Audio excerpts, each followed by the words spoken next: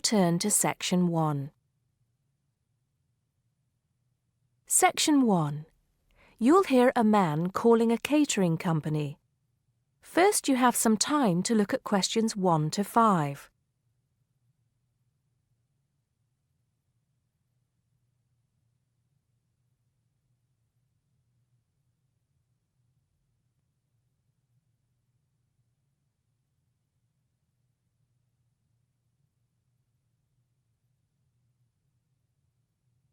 You'll see that there is an example which has been done for you.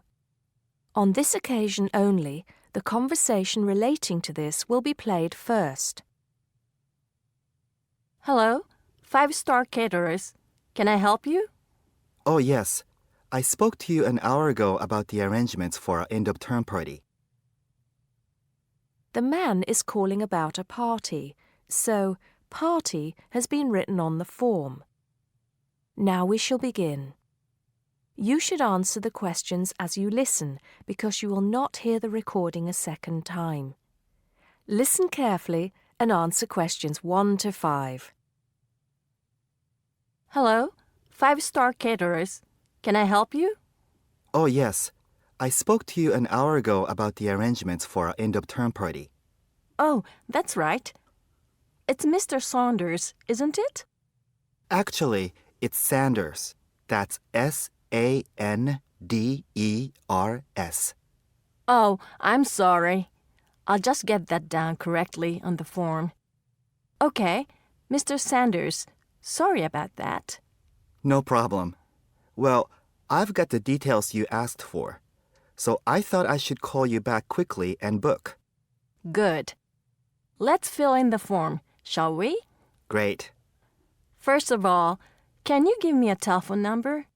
Somewhere where you can be contacted during the day. Yes, it's 445-6786. 445-6786. Okay. And do you have a number where you can be contacted outside of office hours? Well, I'm at work till late in the evening, so use the same number, and if I'm not there, you can leave a message. Thanks. I'll make a note of that. And how many guests shall I put down? Okay, that's changed. So instead of the figure I gave you before of 85, it's now only 50. It's much lower, I'm afraid, because a lot of people can't make that date. That's not a problem. Can you remind me of the date we'd set? Yes, it's the 25th of June. Okay, that's fine. Before you hear the rest of the conversation, you have some time to look at questions 6 to 10.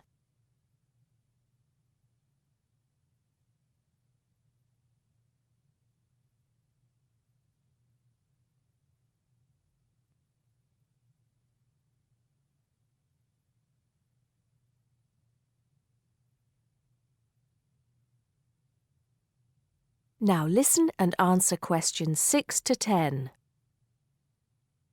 Now, did you have the chance to look at the tables on the website?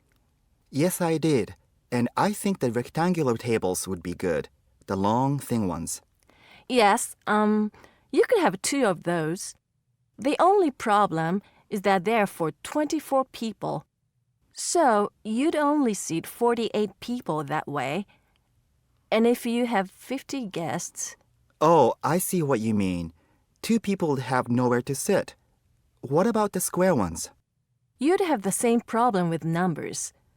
Usually, for 50 people, we find the round tables work well. Not the smaller ones.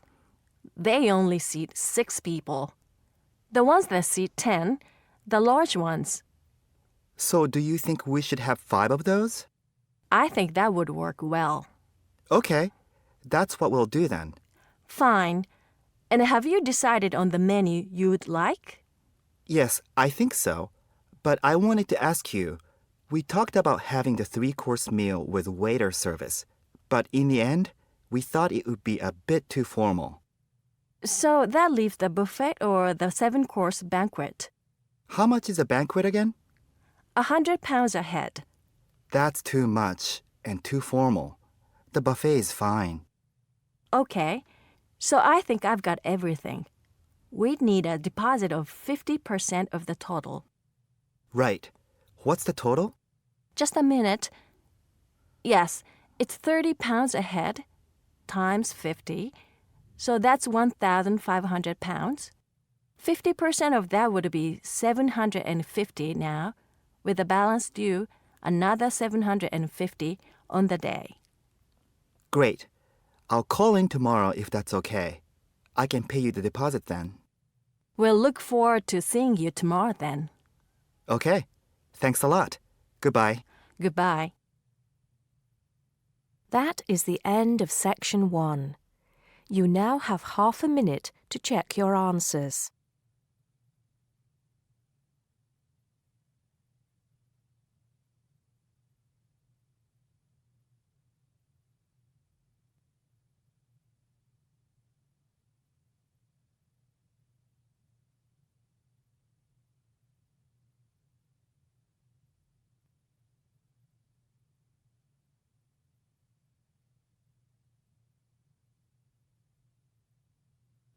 Now turn to section 2.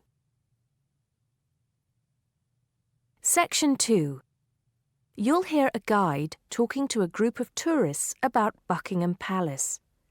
First, you have some time to look at questions 11 to 17.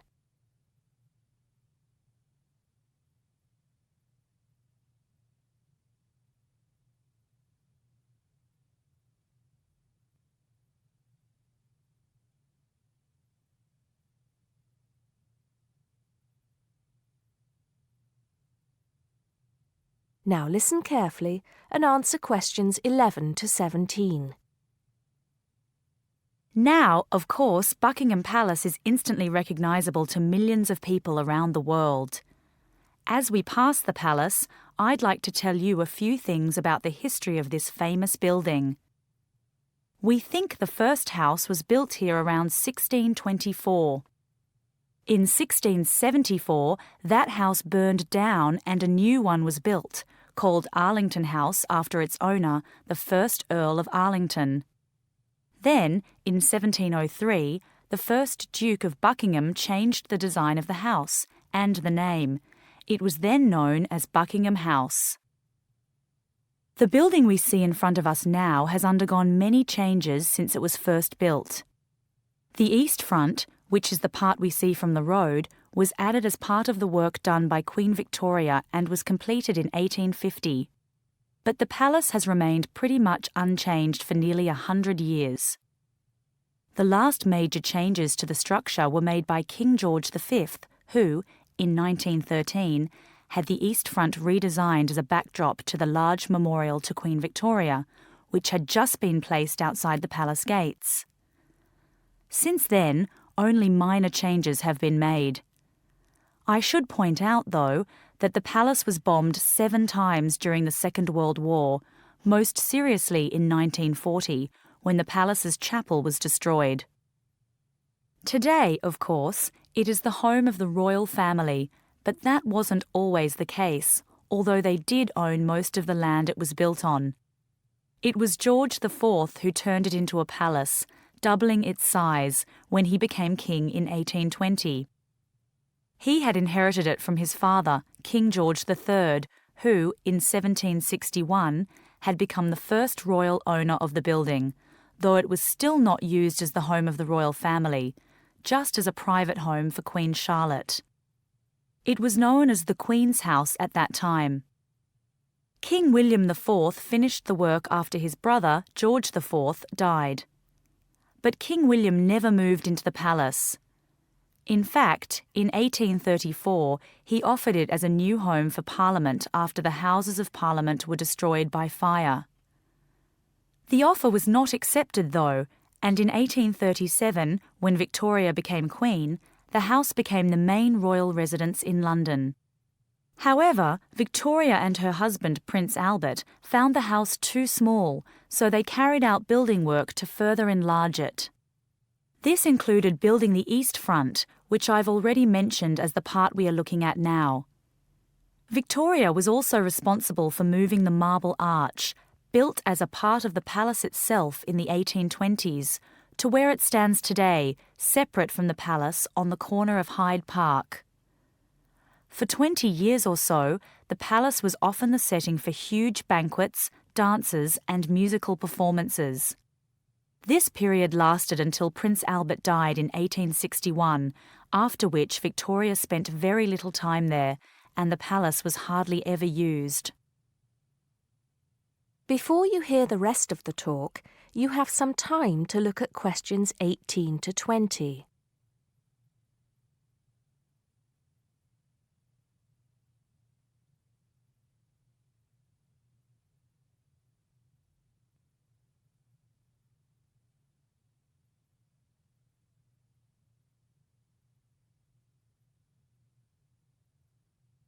Now listen and answer questions 18 to 20.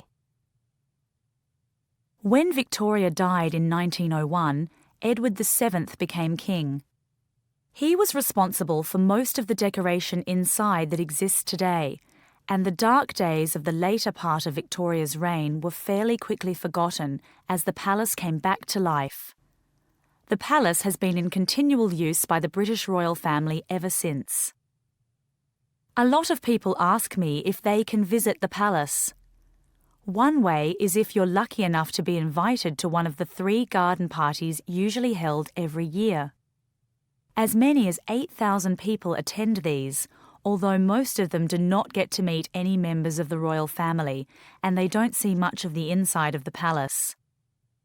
The garden is, however, quite spectacular, and it is the largest private garden in London, with an artificial lake, 30 different species of bird, and over 350 different wild flowers, some of which are extremely rare. Inside the palace, there are 240 bedrooms, 92 offices, and 78 bathrooms. There are also 19 staterooms, which are used for official engagements and ceremonies. Members of the public are only allowed to visit the staterooms, and then only in August or September when the monarch is not there. It's worth it, though, because there's a lot to see in the staterooms, including examples of some of the world's best art with works by Rembrandt, Rubens, and Canaletto. The tour, which lasts up to 2.5 hours, ends in the garden, where you can see more of the outside of the palace not visible from the road. That is the end of section 2. You now have half a minute to check your answers.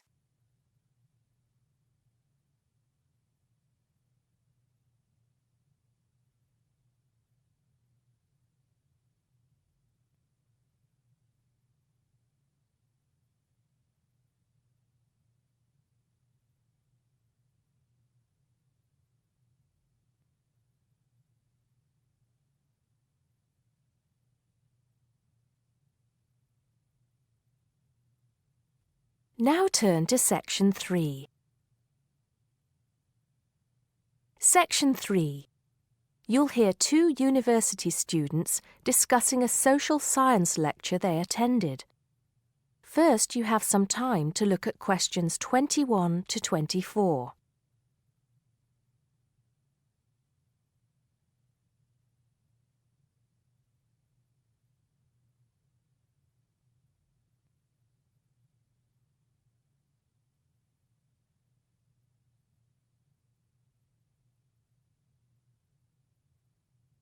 Now listen carefully and answer questions 21 to 24. Did you go to the first social science lecture yesterday? Yeah. Didn't you see me there? No. I was trying so hard to understand the lecturer. What didn't you understand? A lot of it, really. For example, he said we needed to study history as part of the course, but I didn't get why. You probably missed it. He said early on that we need to learn from our past mistakes. Right. But he also said we need to put ourselves in the place of our ancestors. Why is that? I think the point is that it's not enough to know how they lived and what they did. We need to know what they thought. I see. And I've written transferable skills in my notes next. but I have no idea what that means. If you study social science, you learn skills that you can use in a job. Oh, right. Is that all? Okay, but why is that? The point he made was that in studying social science, you use a flexible and adaptable approach to learning. Before you hear the rest of the conversation, you have some time to look at questions 25 to 30.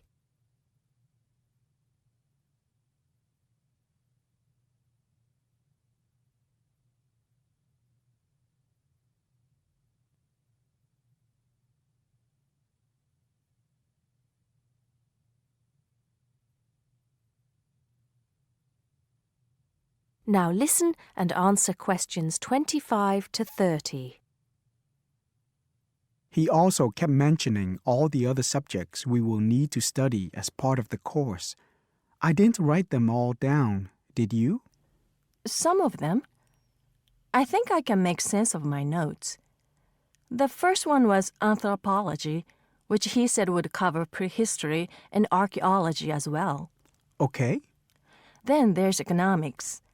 I wrote down that this was not meant to mean that we will spend all our time looking at economic theory, but more that we need to see how humans behave. That's good. I don't think I could handle economic theory. He said something about education too, didn't he? Yeah. He said we'll be looking at how cultural information is handed down from one generation to the next through teaching children. He said we'd be focusing on geography too, but I can't really remember which aspects. Can you? I noted it down, I think. Here we are, yes, particularly in relation to urban planning. It's law that I got confused about. I didn't understand why he linked that to economics. I think he meant that laws affect the way wealth is distributed. That makes sense. Now, what are the science wars? Okay, I did get that. The science wars are about how social science collects information. In sociology and social work, and in social science generally, they can only study patterns of behavior and observe. If you compare that to the way scientists work in physics or chemistry, it's very different because they use specific experiments that can be tested and which give concrete answers. Social studies is often accused of being unscientific. That's all. Okay, but it still looks like a good course, doesn't it? You don't have any regrets, do you? None at all. I'm looking forward to it. That is the end of section 3. You now have half a minute to check your answers.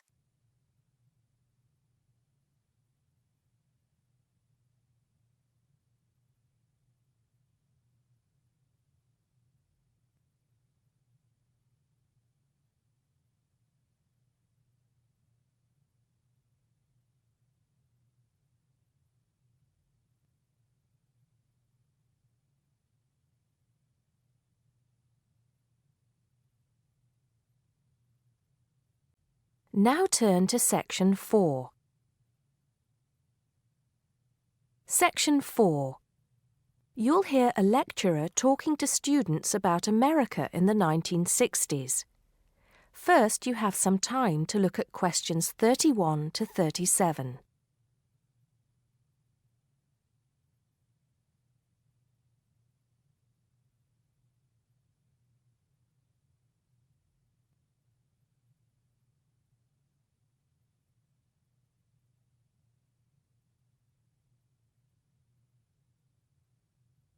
Now listen carefully and answer questions 31 to 37.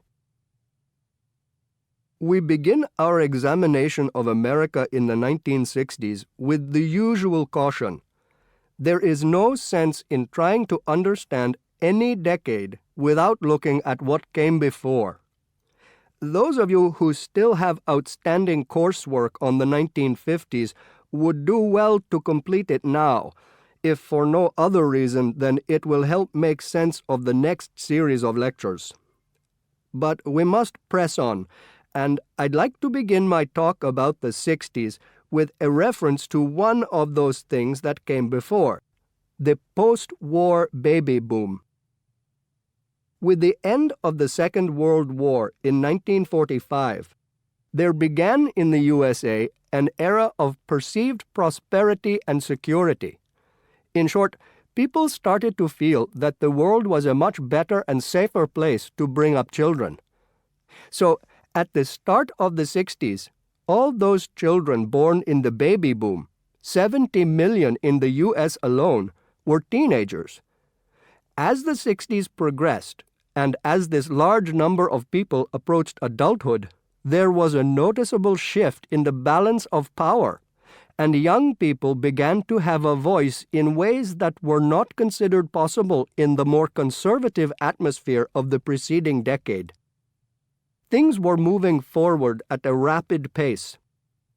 The literature of the time brought out all the taboos. Everything was covered, such as race in, for example, the book To Kill a Mockingbird. The role of women changed, and equality for women, well, let's just say that once certain books were published, women were no longer going to be satisfied with their roles as devoted wives and mothers. Through literature alone, the whole fabric of society was challenged, and by the end of the 60s, things would never again be as they had pretty much been for the preceding 40 years. It was a decade of protest, civil rights protests, feminism, the rights of minorities, the Vietnam War. All these causes led to peaceful and not so peaceful protests on college campuses and elsewhere. People had been given freedom of speech and they were going to use it. The crime rate rose to 9 times what it was in the 50s, as respect for the old order faded away. But it was also a time of great development. In medicine, the 60s saw the first heart transplant. In technology and the space race, where we saw the first American in orbit and lasers being invented at the start of the decade, and the first man on the moon, and the first primitive internet at the end. Before you hear the rest of the talk, you have some time to look at questions 38 to 40.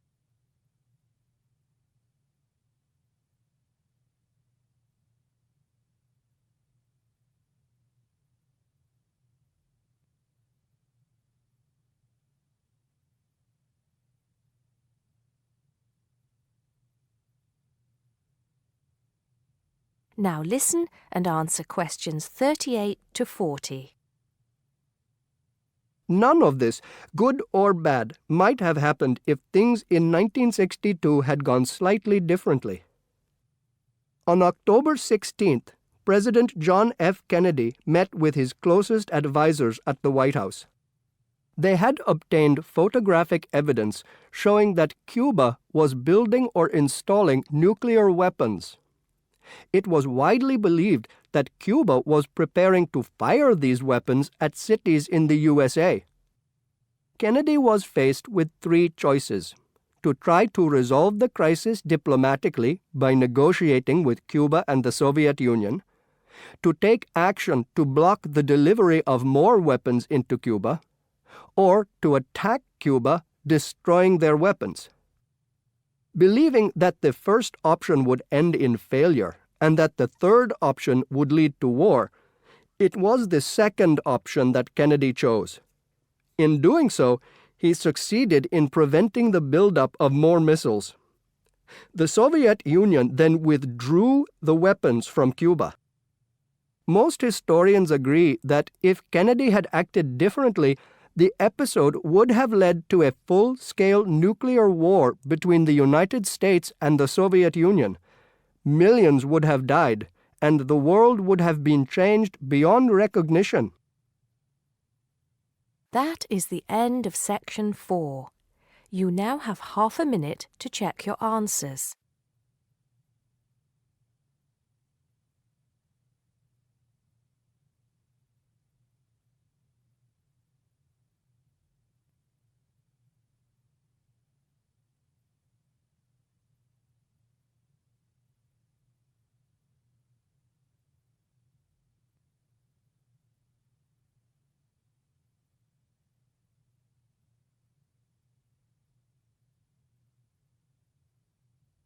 That is the end of the listening test. You now have 10 minutes to transfer your answers to the listening answer sheet.